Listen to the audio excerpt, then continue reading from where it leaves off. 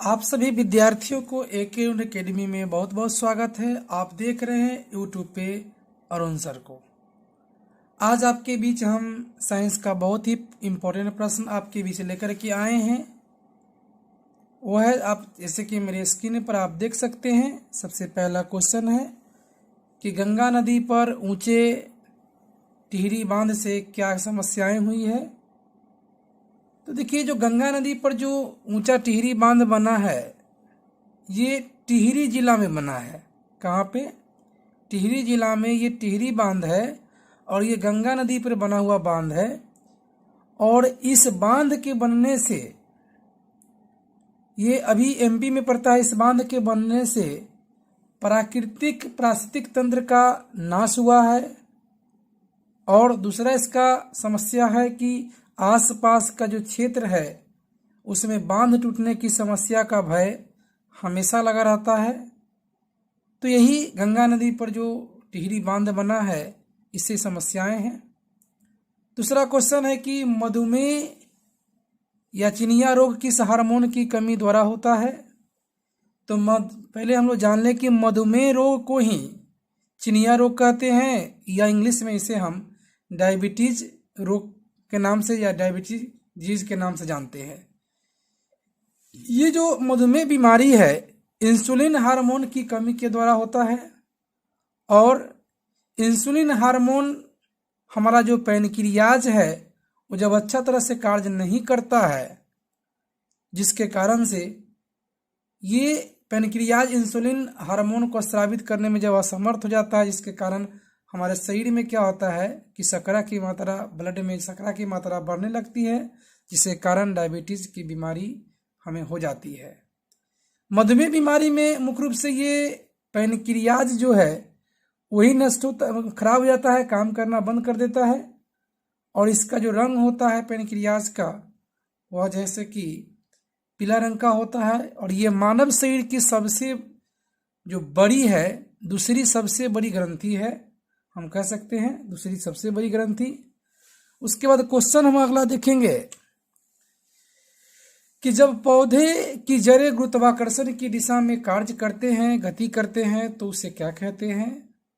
तो ध्यान रखें कि जब पौधे की जो जड़ें हैं गुरुत्वाकर्षण की दिशा में जब कार्य करते हैं, तो इसको गुरुत्वानुवर्तन बोलते हैं। जब गुरुत्वाकर्षण की दिशा में वृद्धि करते हैं तो गुरुत्वानुवर्तन बोलते हैं। और पौधे की जो शाखाएं होती हैं, वह गुरुत्वाकर्षण के विपरीत दिशा में काम करती है। अगला क्वेश्चन है आपके बीच, क्वेश्चन नंबर 4 में, कि मछलियां किस अंग के द्वारा श्वसन करती है।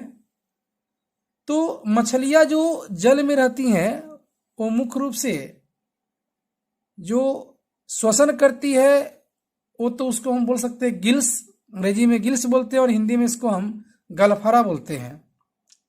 जनरली जो मछलियां होती है जब जल में रहती है, तो इन्हीं गिल्स के द्वारा वो श्वसन क्रिया करती है। और इस गिल्स के द्वारा जो जल में जो ऑक्सीजन होता है, उस ऑक्सीजन को क्या करती है, वो अवशोषित करने का काम करती है, और उसी ऑक्सीजन से वो है ना काम कर पाती है।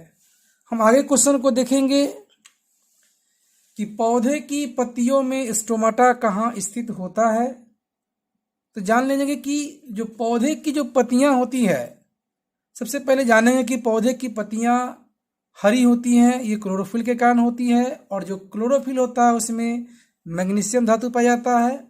और पौधे की पत्तियां में जो स्टोमाटा होता है, पौधे की निचली सतह पर पाया जाता है स्टोमाटा। और इस स्टोमाटा का जो कार्य है, यह जब जल पौधे अधिक मात्रा में ले लेते हैं, तो उसे वाष्पोत्सर्जन क्रिया द्वारा इसी स्टोमाटा के द्वारा शरीर, मतलब जैसे कि बाहर कर देते हैं। और इसके साथ साथ ऑक्सीजन भी बाहर होता है और कार्बन डाइऑक्साइड भी इन होता है।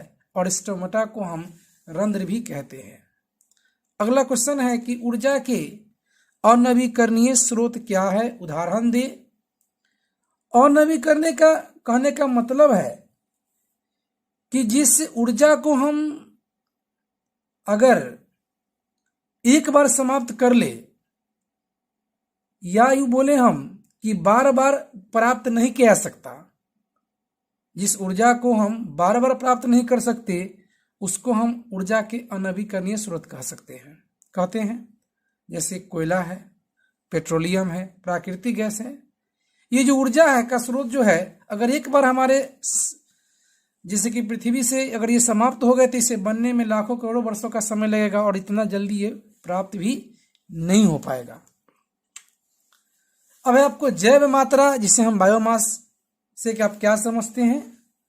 तो देखिए, बायोमास का हम जान लेंगे कि उन सभी जीवधारी पदार्थों को कहते हैं जो या तो जीवित हैं या कुछ समय पूर्व मर गए हैं। उन सभी पदार्थों को कहेंगे, जीवधारी पदार्थों को कहेंगे या तो जीवित हैं या कुछ ही समय पूर्व मर गए हैं, तो उन सभी को क्या कहते हैं? बायोमास। अगला क्वेश्चन आप स्क्रीन पर देख रहे हैं कि आप कचरा से निपटने की समस्या कम करने में क्या योगदान कर सकते हैं। तो देखिए, कचरा से निपटने के लिए हम जो समस्या को कम करने के योगदान में हम ये बता सकते हैं कि अजैव निम्नीकरणीय पदार्थों का कम से कम हम उपयोग जब करेंगे तो हम इसमें देख सकते हैं कि कचरा से निपटने की समस्या को कुछ हद तक कम किया जा सकता है। अगला क्वेश्चन है आपके बीच स्क्रीन पे कि कोयला किस प्रकार के ईंधन का उदाहरण है। तो सिंपल बात है कि कोयला अनवीकरणीय ईंधन या अनवीकरणीय ऊर्जा का स्रोत है। ये अगर एक बार ये समाप्त हो गया तो हमें जल्दी ये प्राप्त नहीं हो पाएगा। उसके बाद आप स्क्रीन पर देख रहे हैं कि वन संपदा का एक उदाहरण लिखें। वन संपदा का एक उदाहरण लिखें। देखिए, वन संपदा का एक सिंपल उदाहरण है लकड़ी। वन से हमको क्या मिलता है? लकड़ी। वन से क्या मिलता है हमको? फर्नीचर। वन से हम घरों में जैसे कि फर्नीचर का इस्तेमाल करते हैं, कुर्सी टेबल जो बनवाते हैं, ये वन से ही प्राप्त होता है। तो ये वन संपदा का एक ही उदाहरण है, तो बहुत सारा एग्जाम्पल लिया जा सकता है। उसके बाद है क्वेश्चन नंबर आप देखेंगे 11 में कि कवकों में किस विधि द्वारा, ये जो लिखा हुआ है कि कवकों में किस विधि द्वारा श्वसन नहीं होगा, ये श्वसन गलत है। इसके जगह पर हम पोषण लिख सकते हैं। क्या ये टाइपिंग का मिस्टेक है। ये कवकों में किस विधि द्वारा पोषण होता है। कवकों में किस विधि द्वारा पोषण होता है? तो कवक में मृतजीवी पोषण होता है। क्या होता है जी? जो कवक में क्या होता है? मृतजीवी पोषण होता है। मृतजीवी पोषण, क्या बोलेंगे इसको हम? मृतजीवी पोषण होता है। आप लोग देखें कि सर ऐसे क्यों आज पढ़ा रहे हैं, डिजिटल बोर्ड से नहीं है? तो कारण है कि काफ़ी ठंडी है, इसलिए मैं सोचा कि थोड़ा सा आप लोग को आज दूसरे तरीके से वीडियो अपलोड कर दूं, बता दूं। क्वेश्चन में देखिए कि ऐसे नोड किसे कहता है? ऐसे नोड किसे कहता है? सिंपल बात है, ये ऐसे नोड जो होता है पेस मेकर को कहते हैं। किसको कहते हैं जी? पेस मेकर को ऐसे नोड कहा जाता है। आप स्क्रीन पर देख रहे हैं ग्लाइकोलिसिस कोशिका के किस भाग में बनता है? तो ग्लाइकोलिसिस जो कोशिका के कोशिका द्रव्य में बनता है, जिसे हम अंग्रेजी में साइटोप्लाज्म कहते हैं। क्या कहते हैं? साइटोप्लाज्म। क्वेश्चन नंबर 14 पर आप देखेंगे कि वृक्षों की कटाई रोकना किसके अंतर्गत आता है। तो देखिए, वृक्षों की कटाई रोकना चिपको आंदोलन के अंतर्गत आता है। आप सभी को पता होगा कि चिपको आंदोलन खिजरी ग्राम में चलाई गई थी, रेनी ग्राम में चलाई गई थी। आप लोग को पता होगा। तो ये जो वृक्षों की कटाई है वह चिपको आंदोलन के अंतर्गत आता है। आप स्क्रीन पर देख रहे हैं कि सोलर कुकर किसका उदाहरण है। तो जो सोलर कुकर है वो सौर ऊर्जा का उदाहरण है। किसका हुआ? आप लोग को ये वीडियो बहुत अच्छा लगा होगा। ये सोलर कुकर जो है से किसका उदाहरण है? तो हम बोल सकते हैं कि सौर ऊर्जा का। अगला क्वेश्चन है आपके बीच की श्वसन कैसी रासायनिक अभिक्रिया है। सिंपल बात है, श्वसन एक ऊष्माक्षेपी रासायनिक अभिक्रिया है। श्वसन कैसी है बुआ? तो श्वसन एक ऊष्माक्षेपी रासायनिक अभिक्रिया है। अगला क्वेश्चन है कि किण्वन क्या है। तो हम बता सकते हैं कि किण्वन एक जैव रासायनिक क्रिया है। किण्वन क्या है? एक जैव रासायनिक क्रिया है।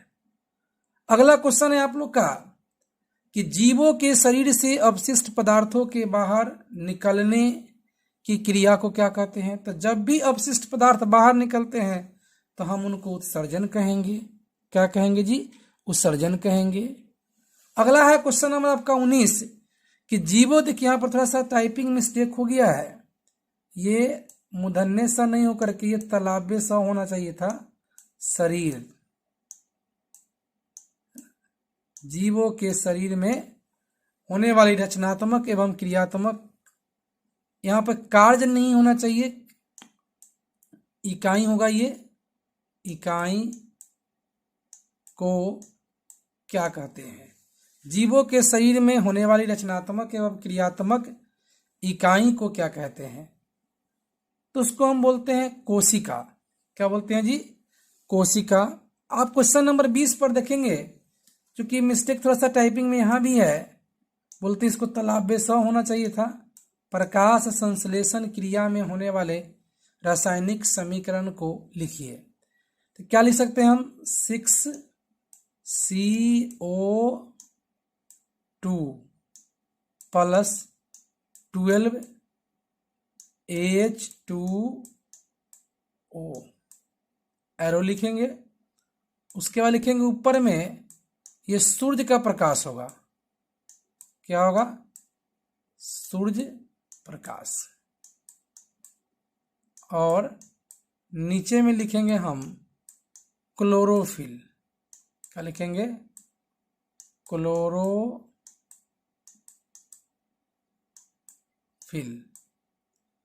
उसके बाद हमारा बनता क्या है सबसे पहले? तो C6H12O6 प्लस क्या बनेगा? 6O2। क्या बनेगा जी? 6O2 plus 6H2O। यही है जो प्रकाश संश्लेषण क्रिया में जो रासायनिक समीकरण जो होता है वही होता है 6CO2 प्लस 12H2O। एरो ऊपर में सूर्य का प्रकाश, नीचे क्लोरोफिल। ये उत्पाद जो बनता है उसमें C6H12O6 जिसको हम ग्लूकोज बोलते हैं, और साथ में ऑक्सीजन बाहर निकलता है। और स्टोमाटा के द्वारा क्या होता है? ये जो O2 है, 6O2 यानी कि ऑक्सीजन और जो जल है वो स्टोमाटा यानी कि रंध्र के द्वारा ये वायुमंडल में छोड़ दी जाते हैं। सबसे बड़ी बात है कि इस जो प्रकाश संश्लेषण वाला जो क्वेश्चन है इस पर बहुत सारा प्रश्न बनता है। पहला तो प्रश्न बनेगा कि प्रकाश संश्लेषण में कौन कौन सी पदार्थ भाग लेते हैं या कौन कौन सी चीज की आवश्यकता होती है। तो प्रकाश संश्लेषण क्रिया होने के लिए 4 चीजों की आवश्यकता होती है। पहला कार्बन डाइऑक्साइड, दूसरा जल, सूर्य का प्रकाश और क्लोरोफिल। इसके संयोग से क्या बनता है? Glucose C6H12O6। और उत्पाद में क्या बनता है? ऑक्सीजन और H2O। ये जो पृथ्वी पर जो ऑक्सीजन का जो संतुलन बना हुआ है ये प्रकाश संश्लेषण के द्वारा ही ऑक्सीजन का जो संतुलन बना हुआ है। अगर प्रकाश संश्लेषण की क्रिया रुक जाए तो पृथ्वी पर क्या होगा? ऑक्सीजन का जो संतुलन है बिल्कुल ही खराब हो जाएगा। आप सभी विद्यार्थियों को एक मैं आपको फिर बता दूं कि आप सभी विद्यार्थी से मैं रिक्वेस्ट है कि आप लोग कम से कम इस वीडियो को पूरा देखिए। मैंने इस क्वेश्चन में बहुत सारी बातों को बताने का प्रयास किया है, और मेरे चैनल को आप सबको बताना चाहूँगा कि इस चैनल को सब्सक्राइब करें। बहुत ही जल्द आप लोग के बीच हम लाइव क्लास लेकर के भी आने की तैयारी में हैं। हमारा जो इक्विपमेंट है, इक्विपमेंट जो है वो हमारा पूरा हो चुका है। जो लाइव क्लास के लिए कुछ काम चीज़ बची हुई है जिसकी वजह से काम अभी रुका हुआ है। बहुत जल्दी हम आपके बीच लाइव क्लास लेकर के भी आएंगे। और इसी के साथ धन्यवाद। आज का ये वीडियो, आज का कार्यक्रम यहीं पे समाप्त होता है। आपका दिन शुभ मंगलमय हो। जय हिंद, जय भारत।